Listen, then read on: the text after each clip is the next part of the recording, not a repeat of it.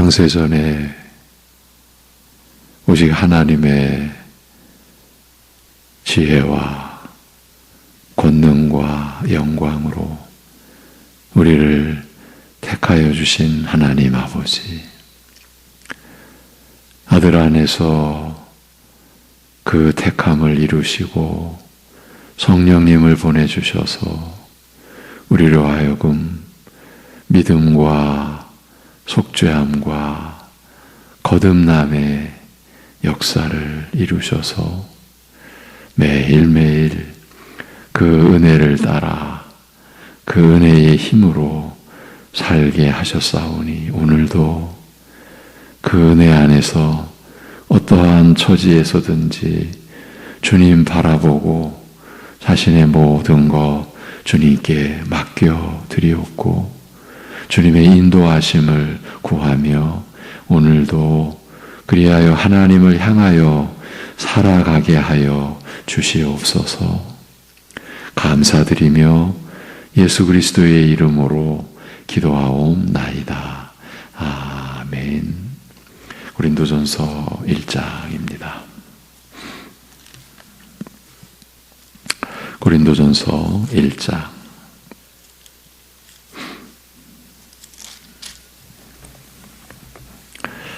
10절에서 17절까지를 보시겠습니다. 고린도전서 1장 10절에서 17절.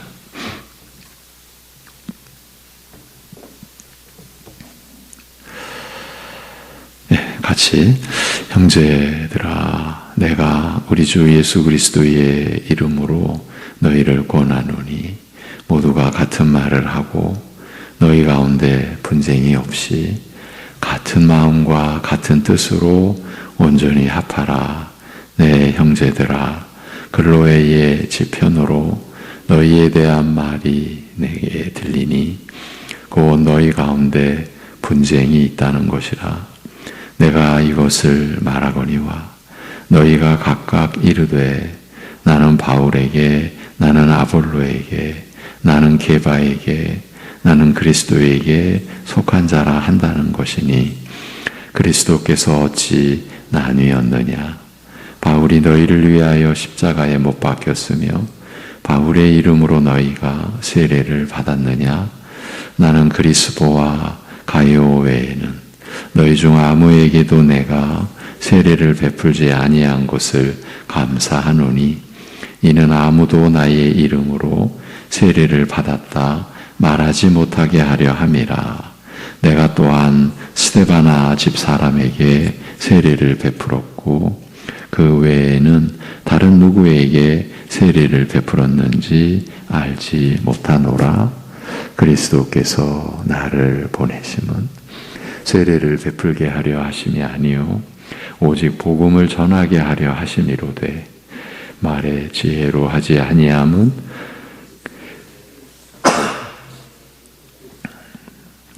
죄송합니다. 말의 지혜로 하지 아니함은 그리스도의 십자가가 헛되지 않게 하려 함이라. 아멘. 본문을 통해서 사도 바울은 고린도 교회의 어느 성도가 자기에게 속했다고 하는 것이 바울 자신이 그를 위해 십자가에 못 박혔고 또한 그에게 바울 자신의 이름으로 세례를 주었다는 뜻이 된다는 사실을 밝히고 있습니다. 그리고 바울이 자신의 이름으로 그에게 세례를 주었다는 것은 그를 위해 십자가에 못 박힌 자신이 다시 살아나 그에게 세례를 베푼 것이니 그렇다면 세례를 준 바울 자신과 자신을 쫓는 그 성도가 함께 죽고 함께 다시 살게 되었다는 말인데 어떻게 그런 일이 일어날 수 있겠느냐고 되묻고 있습니다. 그러니까 내가 그리스도냐? 이렇게 사도는 묻는 것입니다. 내가 그리스도라서 십자가에 못 박혀도 다시 살아나고 그래서 세례를 베풀었다고 하는 것이냐? 그래서 그리스도인 바울 나와 함께 죽고 나와 함께 다시 살아났다고 하는 것이냐? 이렇게 말하고 있는 것입니다. 그리스도의 십자가의 못 박힘과 그리스도께서 성령으로 세례를 베푸시는 그 은혜를 감안하면 이런 내용, 이런 영적 실체가 숨겨져 있다. 그 사실을 이렇게 밝힌 것입니다. 이런 편지를 쓰고 있는 바울 자신 스스로 얼마나 두려웠겠습니까? 교회 안에서 사람이 사람에게 속하여 그 사람을 따르는 것이 이만큼 심각하고 이만큼 두려운 일입니다. 어제는 이 맥락에서의 결론적 진술이라고 할 수 있는 구절을 대략 살폈습니다. 그리스도께서 나를 보내심은 세례를 베풀게 하려 하심이 아니요 오직 복음을 전하게 하려 하심이로되 말의 지혜로 하지 아니함은 그리스도의 십자가가 헛되지 않게 하려 함이라고 합니다. 이 구절에서 바울 사도는 두 가지 요점을 제시합니다.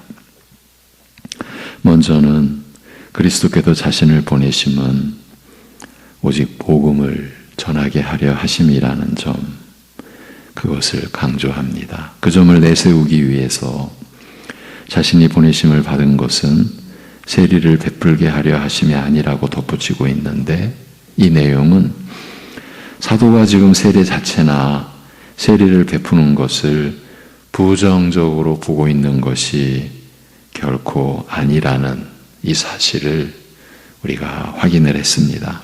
바울 사도가 스스로 자신이 세례 베푼 내역과 또한 그리스도께서 자신을 보내신 목적에 대하여 이렇게 오해의 소지가 있을 정도로까지 밝히고 있는 것은 다만 자신에게 속한 자라고 하는 이들을 일깨우기 위한 것입니다. 그러니까 자신은 오직 복음을 전하게 하시려는 그리스도의 뜻을 따라 보내심을 받았으니 자신에게 속했다고 하는 고린도 교회의 일부 성도들만을 위한 사도가 아니라 고린도 교회의 모든 성도를 위한 사도로서 사역을 하는 것이고, 그 사역이 오직 복음을 전하는 것임을 강조하고 있는 것입니다.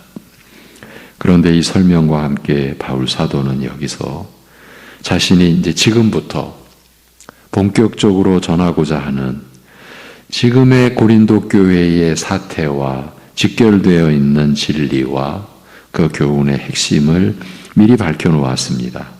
이것이 두 번째 요점입니다. 그리스도께서 나를 보내심은 오직 복음을 전하게 하려 하심이로되 말의 지혜로 하지 아니함은 그리스도의 십자가가 헛되지 않게 하려 함이라고 한 말씀입니다. 말의 지혜로 하지 아니함이라는 것은 복음을 전하는 일에 있어서는, 그리스도의 십자가를 전하는 일에 있어서는 사도 자신의 지혜나 아니면 자신의 무슨 능력이 행사되는 것이 아니라 바로 그 뜻입니다. 바울 사도는 어느 성도가 자신을 따르면서 자신에게 속했다고 할 수 있는 근거가 될 만한 요소들을 하나하나 배제시켜 가고 있습니다. 근거가 될 수 없다는 것이죠. 앞에서는 자신의 이름으로 세례를 받은 것이 아니라는 사실을 밝혔고, 이제는 복음을 전하는 것도 자신의 지혜로 하는 것이 아니라는 점을 내세우고 있습니다. 사도는 지금 그 누구도 자신을 믿고 의지하며 따라서는 안 된다고 하면서, 아무리 사도라 해도 자신에게는 그럴 수 있는 근거가 될 만한 요소가 일체 없다는 점을 스스로 입증해 가고 있는 것입니다. 어느 누구도 자신에게 속한 자가 될 수 없다는 사실을 사도는 알고 있기 때문입니다. 오늘날 말씀의 사역자들이 깊이 새기고 또 새겨야 할 내용이지 않을까 싶습니다. 모든 믿는 자들도 이 말씀을 숙지하고 있어야 하고, 그리하여 이 말씀으로 역사하시는 성령님 안에서 사람을 의지하려는 성향에 대해서는 늘 회개하고 오직 주님만을 바라보고 의지하며 따를 수 있어야 하는 것입니다.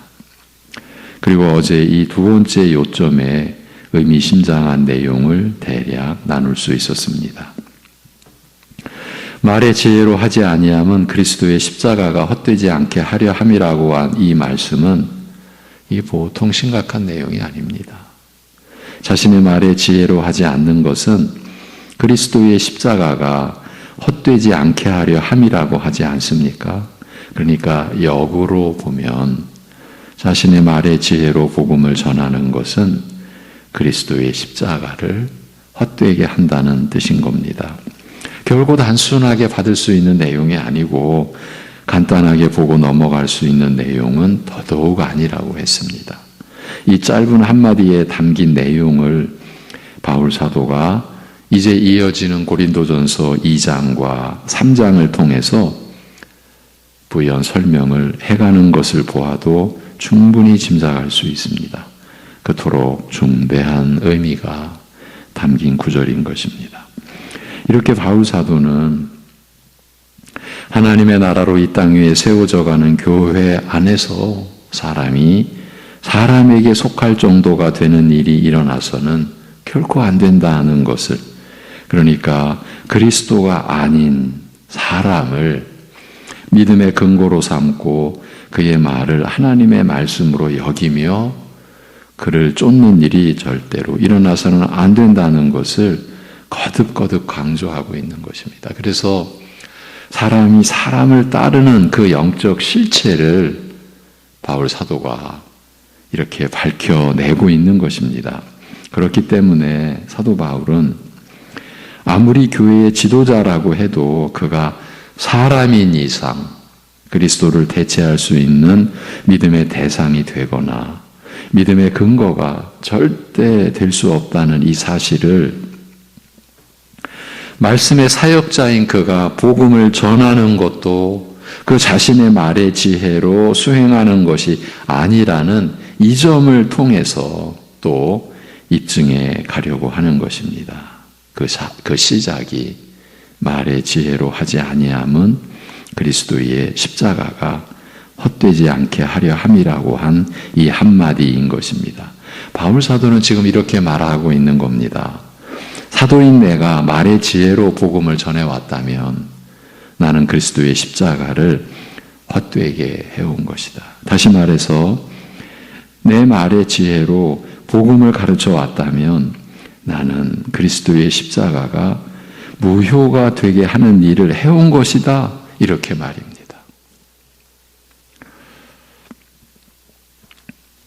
그러니까 쉽게 말하면 그리스도로부터 보내심을 받은 사도라 할지라도 복음을 전하는 일에 있어서 말의 지혜는 무용지물이었다는 말입니다. 그런데 사실은 복음을 전하는 데에 있어서 말의 지혜는 그저 쓸데없는 정도로 그치는 것이 아니라 더 나아가 그리스도의 십자가를 헛되게 하는 것이라고 바울은 말하고 있는 겁니다. 그러니까 그 누구라도 말의 지혜를 쓰면 쓸수록 복음을 전하고 가르치는 일이 방해를 받고 급기야는 복음의 핵심인 그리스도의 십자가를 헛되게 만든다는 그 말인 겁니다.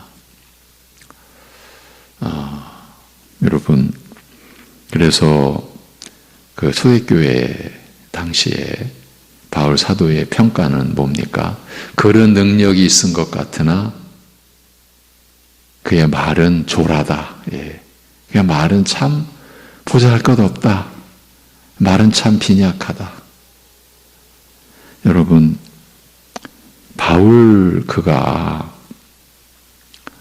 율법의 그 대가, 세상적인 표현을 하면 율법의 대가에 한 분파를 이루는 큰 율법의 스승의 문화 속에 있었던 제자입니다. 그리고 로마 시민권을 가진 사회적 신분도 있는 가운데서 그의 세상적, 요즘으로 말하면 스펙이라고 합니까?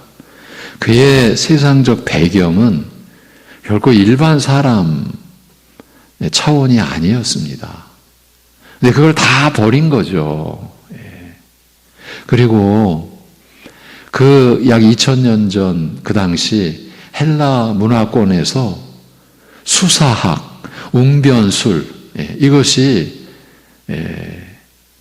학문적 영역에서 앞서 있었던 분야고, 그런 면에서 바울 사도는 그 누구에게도 뒤처지지 않을 그런 위치에 있었던 사람이에요. 그러니까 다 그것을 버린 거죠. 부인한 거죠, 스스로가. 그래서 오죽하면 말은 능하나, 글은 능하나, 그를 대면하여 말로 들으면 왠지 조라다. 참 뭔가 비어있다. 부족하다. 사람들은 그렇게 느꼈다라는 거예요. 이제 그 의미도 이제 2장에 들어가서 나옵니다. 바울 사도가 구체적으로 그런 내용을 밝히거든요. 이런 생각을 해봅니다. 과연 오늘날 이 말씀을, 이 17절 말씀을 교회가 수용할 수 있을까요? 그러면 말씀의 사역자들은 이 말씀을 받을 수 있을까요? 저는 어떻게 여기고 있을까요? 사실 이 질문을 드리는 자체가 저의 심정을 이미 밝히고 있는 것 아니겠습니까? 그렇습니다. 저의 솔직한 심정을 말씀드리면 제 자신도 수용한다고 할 수 있는 입장이 못 됩니다. 조금 어긋난 얘기같이 들릴 수도 있는 내용인데, 선배 사역자로부터 오래전 들은 내용을 굉장히 일리가 있다, 그렇게 여겨서 후배 교육자들에게 종종 전하곤 했었는데, 제 자신도 그 입장에서 자유롭다고 할 수는 없었습니다. 이게 무슨 말인고 하니, 교육자들이 서로 비교하는 것은 영적 자살 행위다, 이렇게 그 선배님은 말했습니다. 처음에는 그 표현이 너무 과격해서 좀 거슬리기도 했는데, 생각해 볼수록 일리가 있다, 그렇게 여겨졌습니다. 사실 그 말은 거의 모든 사역자들이 겪는, 곧 그 비교의 아픔과 상처를 겪는 현실을 반영한 말입니다. 그 선배님은 말씀 사역자들에게 있어서 사람을 의식하는 것이 얼마나 잘못되고 위험한 일인지를 일러준 것입니다. 교육자들끼리 서로 비교하는 것도 근본적으로는 사람을 의식하는 것에서부터 비롯된 것이라고 볼 수 있습니다. 그러면 여기서 사람을 의식하는 것이 왜 문제가 되는 것일까요? 사람을 의식하는 만큼 하나님을 의식하지 않는다고 볼 수 있기 때문입니다. 지금 우리는 사회 일반의 얘기를 하는 것도 아니고, 좀 구분해서 교인들의 일반 관계를 얘기하는 것도 아닙니다. 말씀의 일꾼들인 사역자들 간의 관계에서 서로 비교하는 일에 관한 내용을 다루고 있는데, 그 비교는 하나님보다는 사람을 의식한 데서 오는 것이고, 바로 이 점이 오늘 주제인 말의 지혜와 뗄 수 없는 관계가 있다고 볼 수 있기 때문입니다. 말의 지혜에, 그러니까 자신의 말의 지혜에 마음이 기울어져 있을 때 서로 비교할 수 있는 것이고, 이는 근본적으로는 하나님보다는 사람을 의식하는 바탕에서 일어난 일이라고 할 수 있는 것입니다. 그러니까 말의 지혜로 하지 아니함은 그리스도의 십자가가 헛되지 않게 하려 함이라고 한 말씀을 교회가, 그리고 사역자가 수용 못하고 있는 우리의 현실의 한 예를 들어드린 것이에요. 그래서 사역자들의 경우를 제가 인상 깊게 한 선배님으로부터 전해 듣고, 그래서 함께 사역하는 후배 교육자들에게 참 많이 강조했던 내용이에요. 오래전부터. 사역자들이,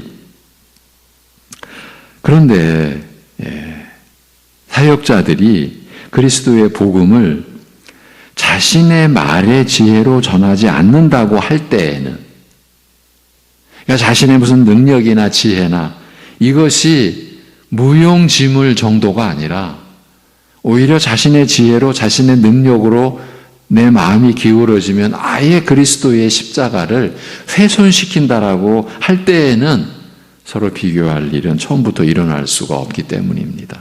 복음을 전하는 말씀 사역이 말의 지혜로 하는 것이 아님을 확신하고 있으니 그러니 서로를 비교할 일도 없는 것이고 사람을 의식할 일도 없는 것입니다.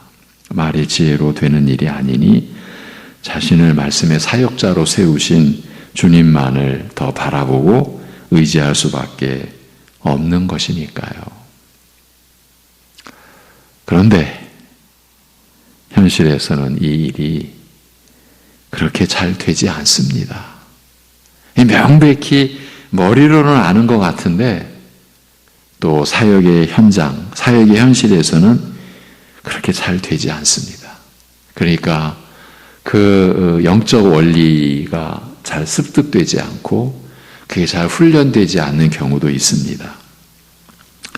프로 운동 선수들이 은퇴할 때쯤 돼서야 몸에 힘을 빼는 것을 깨닫게 된다고 하는 얘기를 들은 적이 있습니다.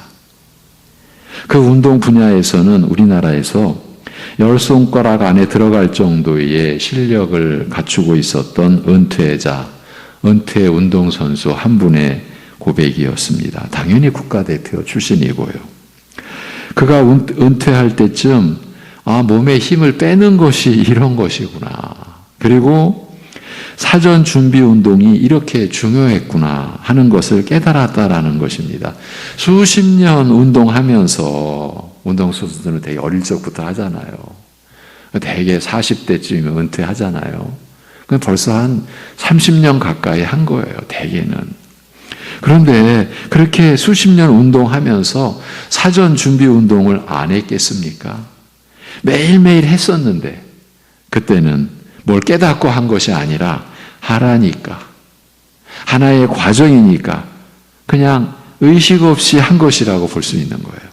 그런데 이제 그만둘 때쯤 이제 전문적으로 프로로서, 그러니까 이제 프로 선수들은 그냥 우리말로 쉽게 말하면 돈을 받고 운동하는 거잖아요. 그게 일이고 직업이니까요. 근데 그 일을 이제 그만둘 때쯤 되니까 사전 준비 운동, 그 스트레칭이 그렇게 중요하더라는 거죠. 그렇게 중요한 것을 알게 되었고 그러다 보니 몸에 힘을 빼는 것이 느껴지더라는 것입니다. 이제 그저 머리로서만 몸에 힘을 빼는 게 이거구나가 아니라 이제 몸이 그때서야 반응하고 힘을 빼는 뭔가 원리를 습득한 것처럼 느껴지더라는 거예요. 제가 그 얘기를 물론 영상으로 저는 본 거죠. 제가 그 운동선수를 개인적으로 친분이 있는 게 아니니까. 참 저는 인상적이었어요. 한편으로는 너무 안타까운 일이잖아요. 그 이전에는 귀에 못이 박히도록 스트레칭에 몰두해라. 시합 중에는 몸에 힘을 빼라.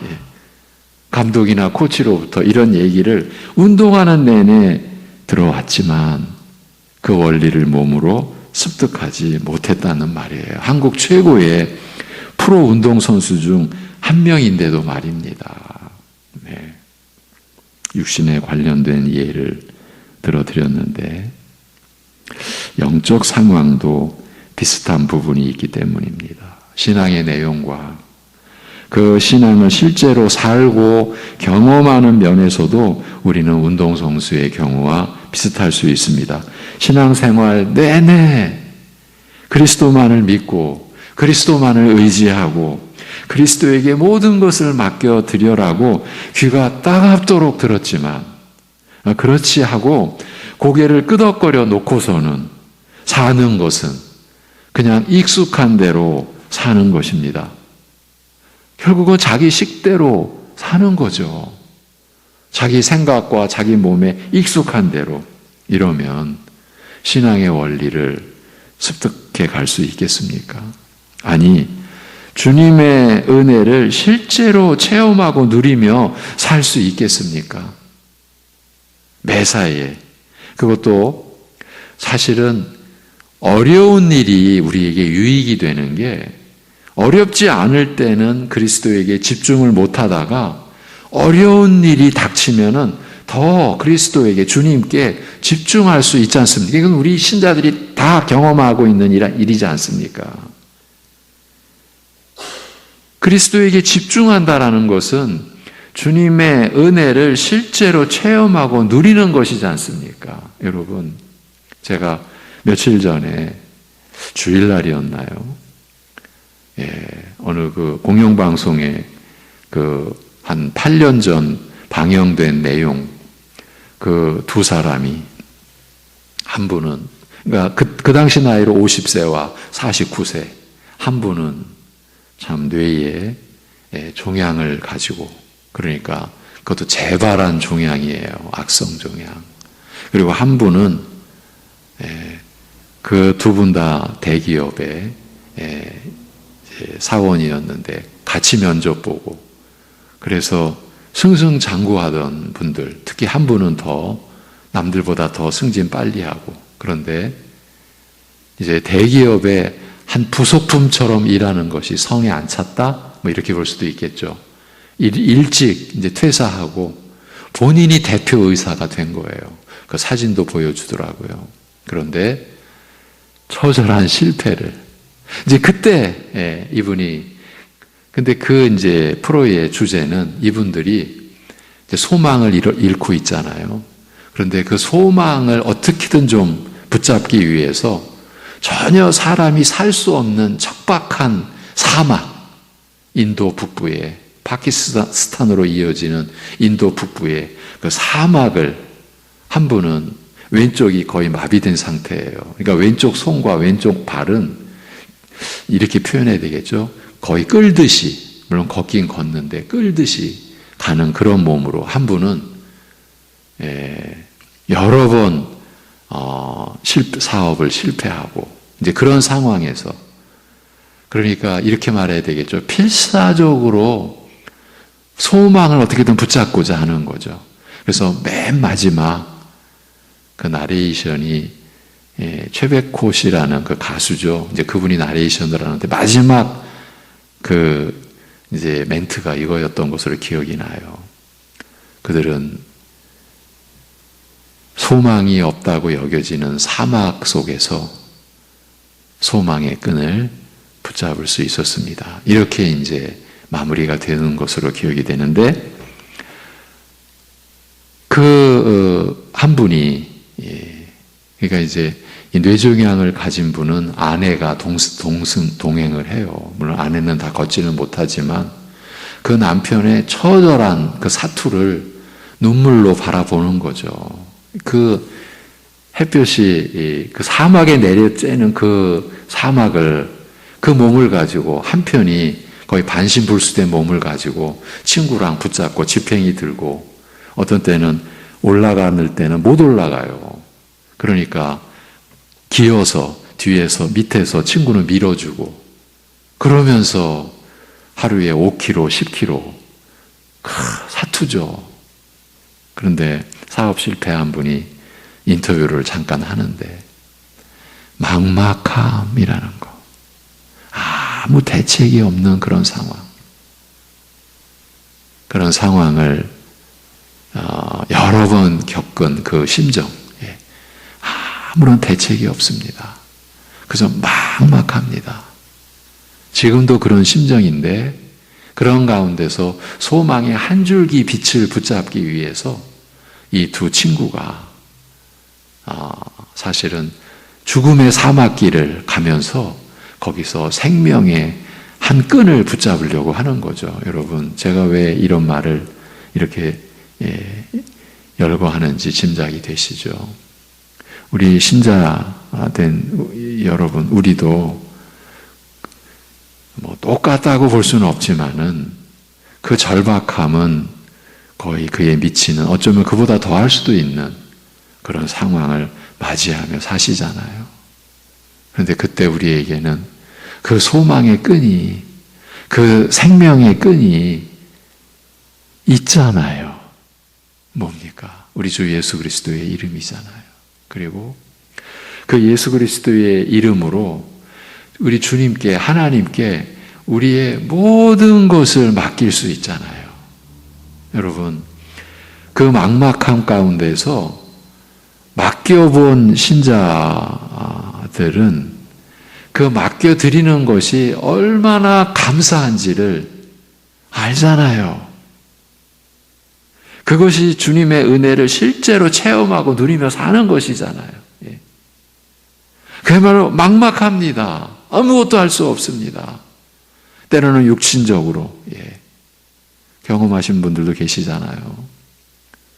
저도 경험했고요. 아무것도 할 수 없어요. 어쩌면은 이러다가 호흡이 멈추는 거로구나. 이러다가 하나님께 부름을 받는 것이구나. 아무것도 못합니다. 어제 한 우리 성도님과 통화를 하는데 지난주 119로 병원에 실려가는 그 상황을 말씀하시는데, 목사님, 그런 상황이 되면 옷도 못 입습니다. 의식, 정신 없습니다. 그 급격한 통증 안에서 아무것도 할 수 없습니다. 그런 상황. 근데 그런 상황 속에서 주님을 부를 수 있다는 것. 그러니까 주님께 맡길 수 있다는 것. 주님께 모든 것을 빌고 간구하고 기도할 수 있는, 그러니까 살 길이 있고 빌 길이 있다는 것. 주님께 이 모든 것을 맡겨드릴 수 있다는 게 이렇게 귀한 일이고 이보다 더 우리에게 복된 일이 없구나. 이거 경험하신 성도님들은 아시잖아요. 그런 은혜를 체험하고 누리며 살잖아요. 그런데 자기 식대로 산다면 그런 영적 원리, 은혜의 원리를 습득도 못하고 그 은혜를 실제로 못 누리는 거잖아요. 주님을 의지하지 않고는 살 수 없다고. 그래서 끊임없이 기도하며 사는 것이라고 예배를 드릴 때마다 들었어도 자신이 필요하다라고 여길 때 기도하는 모습을 잠깐 보일 뿐, 일반인처럼 사는 자신에게 익숙한 그대로 살아가니 주님을 의지하는 삶을 습득하기가 어려운 것입니다. 사역자들도 어쩌면 같은 형태라고 할 수 있어요. 어떤 부분에서는 일반 교인들보다 외형적으로는 말씀과 기도에 더 몰두하는 것은 분명하죠. 그런데 그 안에서 말의 지혜로 하지 않으려는 노력보다는 그 말씀에 붙들리는, 그래서 주님을 의지하는 그 중심보다는 어떻게든 설교를 준비해서 전해야 한다는 압박감이 더 사역자 자신을 이끌어 갈 수 있습니다. 이렇게 되면 자연스럽게 사람을 의식하고 사람 중에서도 사역자들이 더 의식이 되고 비교가 되는 것입니다. 이렇게 되면 어쩔 수 없이 말의 지혜로 해서는 안 된다는 의식은, 이 믿음의 의식은 점점 흐려져 갈 수밖에 없습니다. 물론 제 자신도 이런 과정을 거쳤던 어두운 일면이 있습니다. 저라고 왜 없겠습니까? 그래서 현실에서는 말의 지혜로 되는 일이 아니니 자신을 말씀의 사역자로 세우신 주님만을 더 바라보고 의지할 수밖에 없는 이 일이 잘 안 된다고, 그렇게 생각만으로 되는 일이 아니라는 그 말씀을 드린 것입니다. 바울 사도는 이렇게 복음이 전해지는 사역의 근본부터 밝힘으로써 교회가 어떻게 세워지는 것인지를 우회적으로 그러나 분명하게 제시하고 있는 것입니다. 사람의 지혜나 능력으로 복음이 전해지는 것이 아니니 그 전해진 복음을 받아서 믿는 사람들로 하여금 세워지게 되는 교회는 결코 사람이 근거나 토대가 될 수 없다는 것입니다. 한마디로 사람은 세울 수 없는 것이 교회라는 뜻입니다. 바로 이 점을 사도는 고린도 교회가 일으킨 분열의 사태를 통해서 밝혀 놓은 것입니다. 기도하겠습니다. 하나님 아버지, 우리가 우리 주 예수 그리스도의 이름으로 기도할 수 있다라는 것이 얼마나 감사한 일인지를 오늘도 일깨워 주시니 이 또한 감사합니다. 우리로서는 어찌할 수 없는 그런 상황에서 우리 자신에게 주어진 그 모든 것을 주님께 그것도 온전히 내어 맡겨 드릴 수 있는 이 믿음이 우리에게 있게 된 것이, 그리고 그렇게 주님께 다 내어 맡겨 드리고 주님께 의탁하고, 그래서 그 안에서 주님께서 분명히 일하시고 역사하시고 나를 붙드시고 우리를 도와주실 것을 믿는 그 믿음으로 우리가 기도할 수 있게 된 것이 얼마나 참으로 복되고 복된 일이요. 실제로 이러한 은혜를 우리가 누리며 살도록 하신 하나님을 이 새벽에 또 우리가 바라보고 생각할 수 있고, 그러한 우리의 믿음을 또 확인케 해주시니 하나님 아버지 감사합니다. 사랑하는 성도들이 어떠한 상황에 처해 있든지 자신의 모든 것, 그 상황 속에서 자신의 뜻이나 자신의 입장이나 자신의 이름을 붙들지 않고 모든 것 다 내려놓고 그 일 가운데서도 주님의 이름이 거룩히 여김을 받으시고 주님의 나라가 임하고 하늘에서와 같이 주님의 뜻이 이루어지기를 우리가 소원할 수 있고 소망할 수 있고 바라고 이렇게 기도할 수 있도록 우리를 깨우쳐 주시고 우리를 가르쳐 주시고 또 그렇게 살 수 있도록 우리 안에 성령께서 역사하여 주심을 감사합니다. 오늘도 이 믿음으로 우리가 살 수 있게 하여 주시옵소서. 오직 그리스도만이 우리의 이 모든 삶의 시작과 뿌리와 토대가 되어 주심을, 우리의 믿음의 근거가 되어 주시고 소망의 토대가 되어 주심을 오늘도 누리며 살 수 있게 하여 주시옵소서. 주 예수 그리스도의 이름으로 기도하옵나이다. 아멘.